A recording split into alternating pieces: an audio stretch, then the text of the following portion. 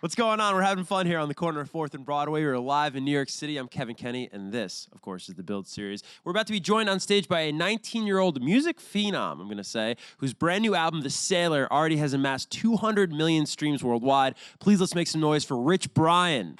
Hey. Hey, everybody. How you doing? Dude, you got people traveling from Connecticut to be here right now. Yeah. What's How your far is name? Connecticut? Talia? Oh, you're in Connecticut? I had no idea. How far is Connecticut from here? 2 hours? Thank you for coming here. That's crazy. New York's in the house, from? right? Awesome. Very prideful by how much noise they just made. Yeah, I guess. Awesome. But dude, I mean, actually, we're talking where we're from. Let's kick it to your upbringing, Indonesia. Yes. It's been well documented, well talked about. You learned to really speak English through YouTube. Yeah. It's so funny because now you're putting up these crazy numbers on YouTube. Right. But did you learn through music? So basically, it started with me learning from watching videos of. So I used to play the Rubik's Cube, and I used to watch a lot of tutorials on how to play the Rubik's Cube, and so that all the tutorials were in English, so that kind of got me used to that. And then at one point, I was thinking about something, and then I realized that the voice that was in my head, I was thinking in English basically. Oh, I realized, and I was like, oh, that's really cool. I want to keep learning it.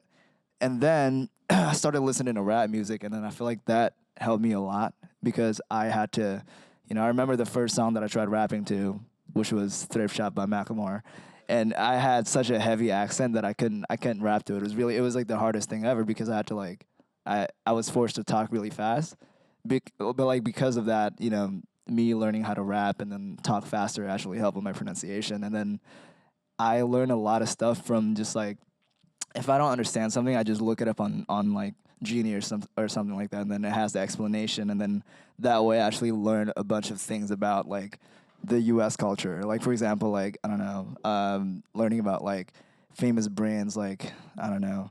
I'm not gonna mention any brands right now. I probably shouldn't. It's fine. Business with some. Yeah, exactly. Yeah.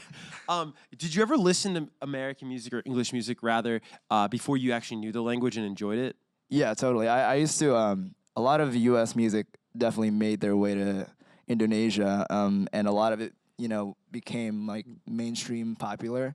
And then I feel like a lot of people would learn the lyrics, but we didn't, at least I didn't know what it meant. But everybody would just know, the lyrics, and then they would sing along to it. Right. Yeah. Well, I bring that up because I think now stateside over the past couple of years, a big story has been just the explosion of world music, right, and the appeal of world music. And I think some older people would be like, oh, you can't even understand the lyrics. How are you into that? Yeah. But I don't think it's ever been about the lyrics, right? It's just how the music makes you feel. Exactly. Yeah. It's about music makes you feel. Sometimes it's about the how the artist makes you feel. If you feel like the artist personally, you know what I mean? Because sometimes certain artists they really show their personality, and you feel like you really know them. You know what I mean? So it's definitely outside of because music I feel like breaks those language barriers for sure. Yeah. Well, give me some ideas of who you're listening to and that really informs your sound. Because I guess if you wanted to be lazy, you could say you're a rapper. You certainly do rap. But I mean, we just played 100 Degrees. That's. I don't want to put a label on it, but I mean, there's very pop singy. sensibilities. There's Totally. a lot of singing. So what informs the music you make now? I listen to a lot of hip hop, and I'm really bad at listening to new music because I always feel like I'm every time I listen to a new song, I'm like, am I about to waste 3 minutes of my life right now? What if I don't like the song?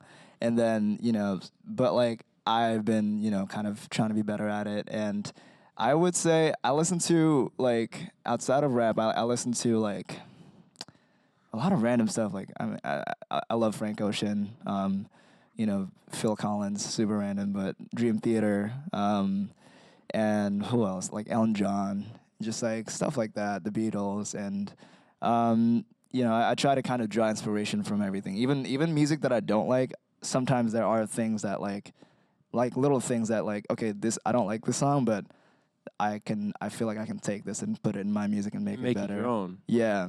Were you one of the Frank fans pretty bummed at Tyler's festival? No. I was psyched that Drake was on stage. I've never seen him live, but I also love his song "Feel No Way," so I was really excited that he performed that. And I was bummed that he left early. and I really wanted to meet him. So Well, I had some friends that were on the ground there too, and it seems like that was all blown out of proportion. It seems like it was kind of maybe a loud section, but like by and large, people were loving the set. totally. Yeah. I don't know, like where I was sitting. I don't know if I could. I didn't hear any boos. I didn't. Yo, hear that's any what boos. everyone I said. I didn't know. I didn't know that everybody was booing until like way after. I think it was the one girl streaming on IG Live where all 20,000 of us were watching. You know what I mean? Exactly. Yeah, It's crazy. Yeah. But you were there with Jaden. Is Jaden a friend, or you just like cross paths? So funny story. The first time I met Jaden, so that was the second time me and him hung out. The first time was in New York, and we just hung out, and then he bought me a skateboard that day, and then we just skated around the whole day. But I didn't know how to skate. So everybody was skating, and I was just like running behind them, and like they taught me how to skate. They tried to teach me how to skate, and then I fell, and then I was like, I'm going home, I'm guys. good. And then I remember we watched Baby Driver that night. Oh, no way. Great movie. And but yeah, that was the last time I saw Jaden, and then I saw him again at Camp Flogna, and it was great seeing him. Yeah. Yeah. And then I also met a lot of wonderful artists, and that was my first time at a festival where I wasn't. Like, that was my first time going to a festival as an audience, and I didn't have any responsibility to perform. Right. And it was a great feeling. Why don't you go to more shows? Because you've said you don't go to a lot of shows. Because you're so busy? Yeah. And I just, like, I don't know, before I kind of, did the music thing, I was just, like, a very stay-at-home kid. I was the youngest kid in my family, and, like, I was homeschooled, so I didn't really have any friends. And, like, I didn't really have any, like, if there were festivals happening in Indonesia, I never really had any interest in that. And, at the time, it was, like, mostly EDM, and I'm not a huge EDM person. I like some EDM, but, like, I like old Skrillex and stuff like that. But, I just don't go out that much, I guess. Right. That's always been kind of my thing. But I did get a kick out of hearing how Beyonce's Coachella set completely made you look at performances differently. Yeah, totally. And I saw that set on YouTube. So, yeah. I really, when I saw that, I was just like, oh, this is insane. This is like, after seeing that, I was like, I want to like try, performing with a band. And then I kind of started doing that, and it's been a really cool, like, change of pace. I feel like there's a lot of energy on the stage. Am I wrong to say that I think a lot of the, what I've read, the overthinking maybe that before this record was cured, in your own words, by live instrumentation? I would say so, yeah. Yeah, I feel like, this album has been such a different, like, it sounds really different sonically, and, there's a lot of, like, kind of live instruments, and I just felt like because it's so different, I'm just kind of like, you know what? I am making a completely new album, and I'm reshaping myself as an artist, so, why not just be super different and kind of do all the new things that I was kind of worried that it'll be too, like, not me to do, in the past. So, on this album, I really felt like I could just, I'm kind of, like, getting rid of this whole idea that I have of me and, like, who I am as an artist and, like, what people expect of me. And I'm just kind of, doing new things. And you're probably still discovering you. I totally am. And how hard is it to juggle? I mean, you're 19. I'm 20, by the way. Oh, you're 20 by now? I'm 20. I just turned 20 when it was September 3rd. Oh, okay. Happy belated. It was recent. Thank you. Why didn't you guys correct me on that? You guys said something, bro. Yeah, exactly. 19 forever. No. But you're 20 years old. How hard is it to juggle sort of the discoveries that you're making about you as a person, and then also trying to, explore who you are as an artist? Oh man, I don't know. I have identity crises every 2 days. I don't know. I feel like as a person, I'm not sure how I see myself as a person. I feel like I'm just somebody who's I'm generally happy, so that's good. I'm generally happy except for when I'm just overwhelmed with work and I'm just like, I'm mad at everybody. I'm not mad at everybody, but I'm just like, I'm very sensitive, and I'm just like, every little thing, I'm just like, what did you just say to me? And like, that's kind of just like me as a person sometimes, like when I'm just really overwhelmed by things, it seems. But mostly I'm really happy, and I just try to be positive all the time, and I feel like I am a very self-aware person, and I think I'm just a really observant person in general. So it makes me kind of like, think of like, okay, how would other people see me in their shoes, and like, what do I look like in other people's lens? So, I think about that a lot as a person and as an artist. So it can be a lot, but it's fine. Dude, I mean, that disposition, that makes for great songwriting. Totally. Being able to place yourself in other people's shoes. I mean, Totally. that's really the makings of any great Yeah, songwriter. yeah. Yeah. I've been, this the new approach that I've been kind of taking, like you said, I'm still kind of looking for my sound, and sonically, my music is always going to change. But what I know from since this album came out is like I'm definitely taking a more lyrical route, and I really want my my future music to be more like I want it to be a lot more vivid. Like what I'm saying, I want it to be a lot more clear, and I care a lot more about the message that I'm saying. And when I say that, I don't mean like I always want to make super serious lyrical rap. I just mean like, even if it is like a fun, lighthearted topic, I'm saying it in like a clever way, or like, I don't want to make music where you have to like look up the lyrics to understand what I'm saying, basically. Right. And that's, I felt like on my last album I was doing that a lot, and I cared a lot more about what I sounded like sonically and just in general, like flows and stuff like that. So I didn't really care too much about the words that I was saying. So now I'm kind of, taking the more lyrical route. Do you feel like, to a certain extent, with the first record and the first project and just the first couple songs you were putting out, that you were trying to a certain degree, fit in? Yeah, I could see that. little bit? I would say that for sure, yeah. And then now you're kind of being yourself. Like you're at Yeah, the party, totally. everyone likes you. Yeah, So now you're exactly. actually going to kind of show like who Exactly. you really are. That's kind of how I feel, to be honest. Like back then I was kind of, I was still kind of trying to find my place in hip hop and like in music, and like kind of trying to figure out like, okay, what kind of artist am I? Like, am I the lyrical artist? Am I, the artist that just like tries to make hits all the time? And like, I don't know what I am. Am I a rapper? Am I a singer? I'm not sure. And on this album, I realized that, you can be a whole new thing. You don't need to be in any kind of box. And like, I can talk about something that's super personal about my life that, nobody else has. Like I can talk about, because I feel like my experiences with me being from Indonesia and like growing up there and stuff and going here by myself is like, it's a very unique story that like hasn't been told before, and like not many people has heard about it before. So I felt like this is a great opportunity for me to like just be really personal about about like just on my music, and then just kind of try to be unique. I feel like that's kind of the way to stand out from other artists, really. Yeah, well, that's like the great trick, right? As an artist, is you want to be accepted, you want validation, Exactly. so you feel like you have to fit in. But then really the trick is no, like you got to do something no one else can do. Exactly. You got to tell your own unique story, which you actually really do in a great way on The Sailor, Thank because you. it really documents this kind of crazy couple years that you've had. I think you were talking to Beats One, and you were saying that there's a lot of moments now in your life that you feel like you're in a movie. Yeah, and I still feel that way. Yeah. Well, give me some movie moments. A movie moment was this one time I was in LA, and then we were going to a house party. It's not even some fancy like LA house party or anything. It's just like a super chill like house party. But then I was getting out of the car, and then I just heard the music like from the outside, like it kind of has like a muffled like filtered sound to it. And I was like, I feel like I'm in Superbad right now. Or like this one time I was in New York, and then I had dinner with my manager's family. And it was in this like old apartment in New York, and I was like, oh, this feels a lot. I feel like I'm in Spider-Man, or like the old Spider-Man, you know what I mean? And then recently, when I was in Camp Flogna, I was having a full conversation with somebody, and then in the middle of it, I like stopped, and I was like, oh my god, I'm speaking English right now. This is so crazy to me. And I'm looking around, and then I just see mountains, and I'm like, where am I? I'm in America, and like this is insane. And that happens still to this day, and I've been here for a while, and it's definitely crazy.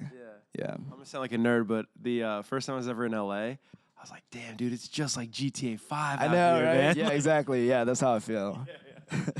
So funny, man. I want to highlight One Mind, because they're a great production trio. Yes. Out of Indianapolis, of all places. And they did, of course, Unforgettable for, well, actually, that's a crazy story, but they originally did it for Drake, wound up with French, and they did 100 Degrees with you. Yeah. What's it like working with those guys? Those guys are awesome. I actually didn't meet the other two of One Mind. I worked really closely with Mac. Okay. And he's the greatest guy ever. He's really cool, and he's just like, he's very open to collaborate. And like, I feel like at least like, if I was a producer and if I make a beat or something, I would be like mad if an artist would like kind of try to like change it and like, tweak it.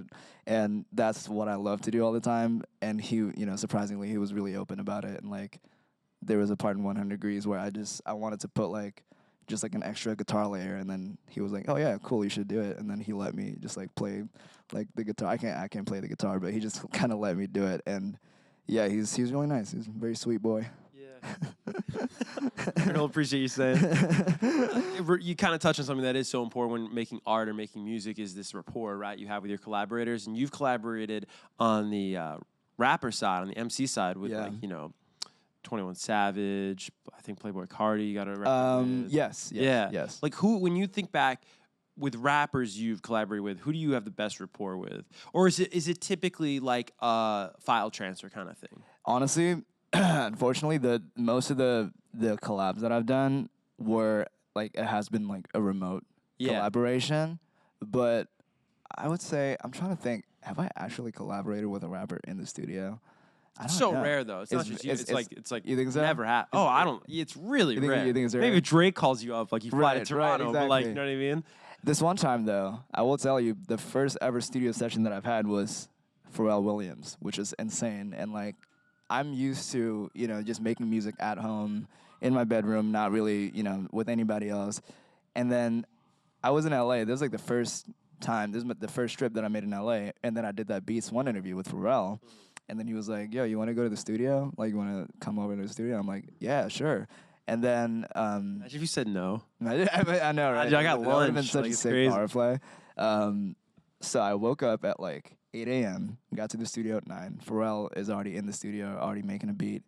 And I was terrified because I have never had to write a song in front of anybody or like in the same room as anybody else. What So does I it was feel like though? Like for us that'll never be in that room. Is it just crippling anxiety? Is it just are the walls closing in? Like it's basically like when you're, I don't know if you can relate to this, but back then when I used to do homework, like when you do homework with your parents, like teaching you how to do it, and then they ask you a question, and then you like, they just explain it to you like in a really like, they just did a very long explanation, and then you're like, yeah, and then they ask you, and then they finally ask you the question, and then you actually did not understand the whole thing at all. Yeah. That's what it feels like the whole time.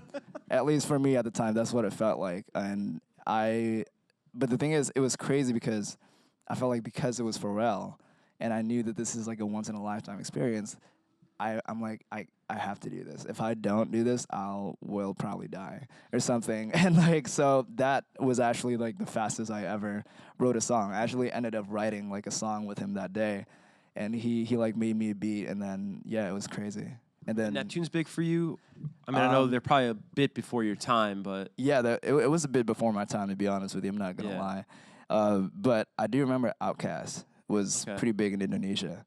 I remember the song "Hey Ya" was. I have a vivid memory of me being very young in a mall, and then "Hey Ya" was playing, and yeah. I think you can actually draw a parallel between what you're doing and then Hey Ya, because that was an originally like a straight hip hop duo. I mean, that's Andre's song, but doing kind of like a pop with some hip hop with some pop sensibilities, if you will. I mean, Hey Ya is an extreme example, but I think when you're listening to this record, there's a lot of that going on for Totally. sure.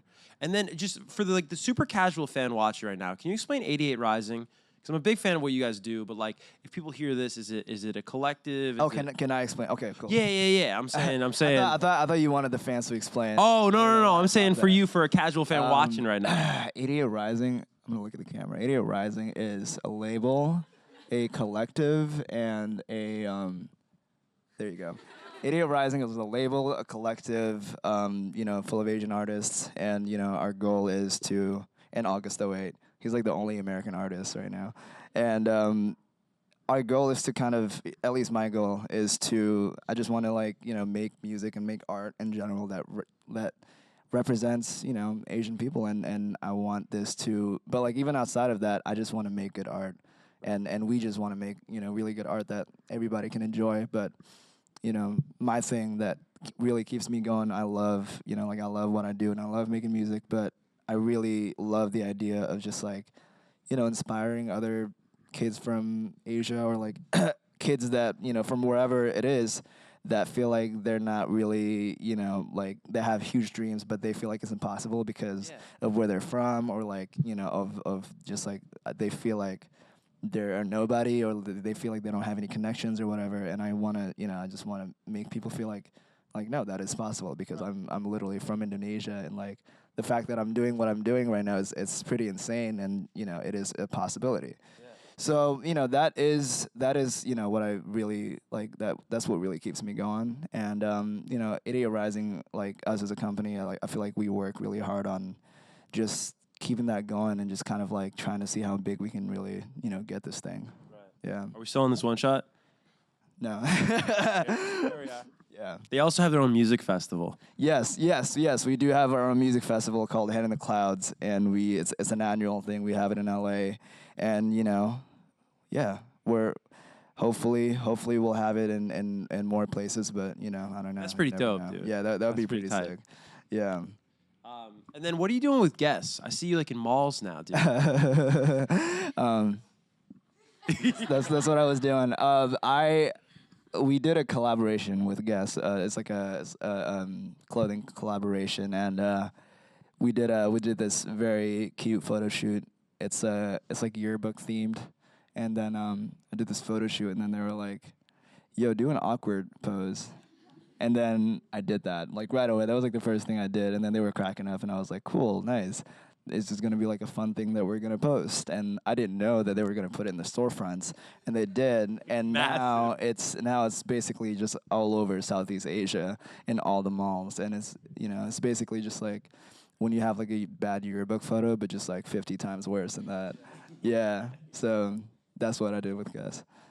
Yeah. Right on. Let's. There's so many fan questions to get to. We're gonna go to the internet first. It's Twitter at Brian's Dolce Baby. Is this you? Oh, it's your friend. All right. Okay. Hashtag Build Series. Who are the artists that you'd love to collab with? Ooh, I would really love to collab with. I really want to collab with JID. He's a great rapper.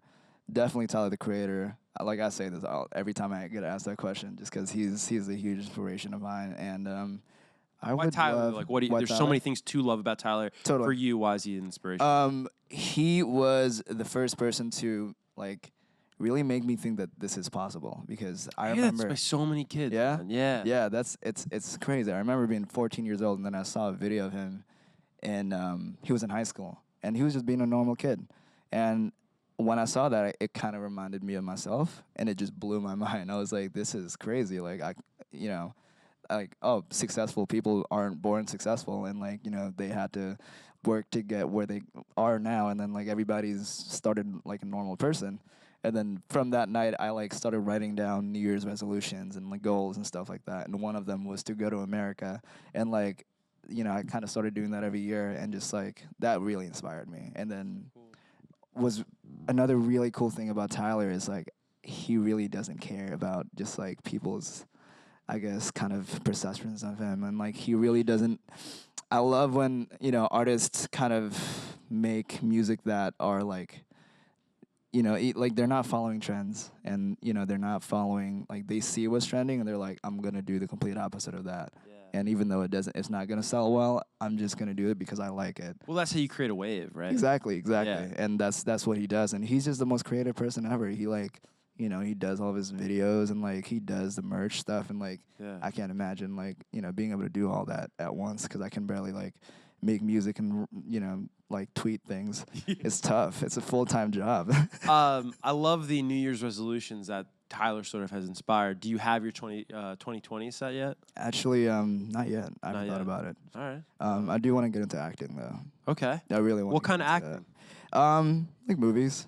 Yeah. Yeah. What kind of movie? I mean, like. What kind of movies? Yeah. I would love to play. If I had to play a character, I would love to play.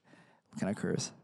Yeah. All right, cool. Yeah. I would love to play like an asshole who is like it's kind of like a funny asshole. You know what I mean? It's an asshole, and he is the antagonist, but at the same time he says a lot of like clever and witty things, and he's very quick on his feet. This is a really specific ask for a role, but like that's what you got to do though, I really when you want go to the that. meeting. I just I don't know. I just see myself as that person, and I'm just tired of being nice. I'm just kidding. But I don't know. I would love to, play in like I would love to play in a serious movie too. Like I would love comedies, but like I would really love to play in like a superhero movie. Nice. I've always found that really cool. Like every time I Asshole watch superhero. that, or just like just like if it was like a superhero movie, and then it's like every time I see like a superhero movie, like for example, like I watched Spider-Man recently with Tom Holland and Zendaya, and then I saw that and I was just like, I wish I was part of that crew, and it just makes me feel like FOMO, and I want other people to feel that way about me. Yeah. You know? No, I like that because like sometimes you'll talk to artists and I'm like, what kind of role do you want? Man, I just want to like be cool if I was like a rapper in a movie. Right, Like, bro, right. you're a rapper in real life. Like it's not acting. Dude. All right, let's get to some fan questions here in New York. The first is gonna come from the front row. What's your name? Grace. Hey, Hi. Grace. Hi. How you doing? Good. How are you? Great. Oh my God. Okay. So my question is, you collected a lot of bras on tour. What did Yes. you do with them? Bras. Yeah, bras. Okay, it's loud in here. Okay.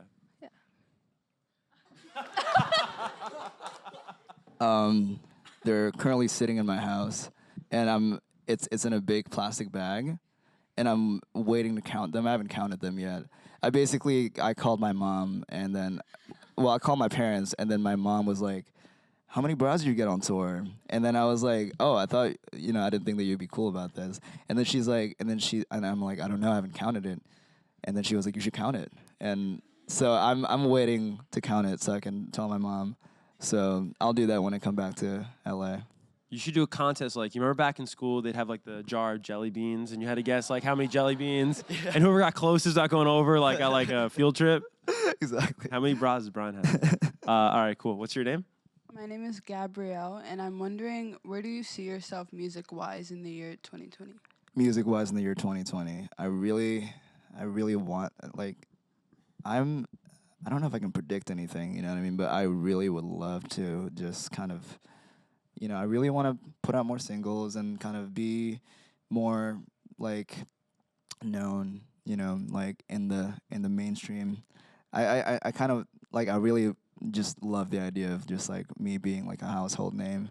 It sounds ridiculous and sounds like like very narcissistic, but it's fine. But it's like I don't know. I just that's kind of what I like. Like I was saying earlier, I really my main goal is to kind of represent Asian people and just like inspire as many people, even non-Asian people and like just kids and teens in general. And I feel like to do that, having that kind of like wide audience is a huge part of it. So that's what I hope to go to like in 2020. And but musically and on the technical side, like I said earlier, it's I really want to go towards like the more lyrical kind of side of music, and I really want to just like continue to make more conceptual songs and just work on just like I want every song that I make to be just like very clear and like very vivid, basically. Thank you for the question. Great question. We have time for one more. Hi, It'll come from our Brian. Connecticut Hi. friend. Yeah. So for the Sailor, I know that you had like a team that helped like work on the beats and stuff because you trusted them a lot and it helped you release the album faster. Are you planning on doing like the same thing moving forward on future albums, or are you gonna work on the beats? I'm super down. It really depends on for me it's all about just how easy it is, how like how I guess I'm trying to find the word. How easy it is for me to just creatively kind of lay everything down and get what I'm thinking on the on the record like as fast as possible. And when I was doing the Sailor, it was it was because like I had a team of great producers and they were making beats, and that was the most convenient way of doing it.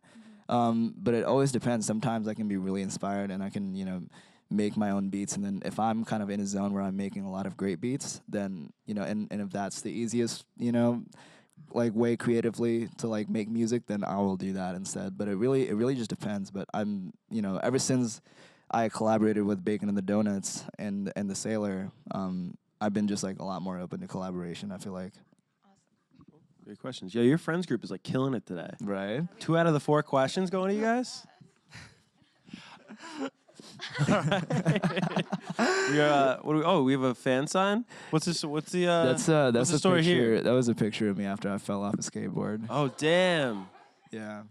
don't even know if we have a shot of that. All right. Well, they're telling me we're unfortunately out of time, but we gotta let you go to Europe, dude. When's this tour kick off? The first show is gonna be on the 25th, Okay. and it's gonna be in London. And I'm gonna go to London, Amsterdam, Copenhagen, Berlin, Stockholm, Sweden, and Paris. I'm impressed you knew that. Yeah. I would say like 10% of artists know where the hell they're going when I ask the question. I've been just trying to be more involved in my business. Yeah. So No, hey, that's an amazing thing to do. yeah. All right, guys. Thank you so much again, Rich Brian, everybody. Thank you Thanks for guys. stopping by.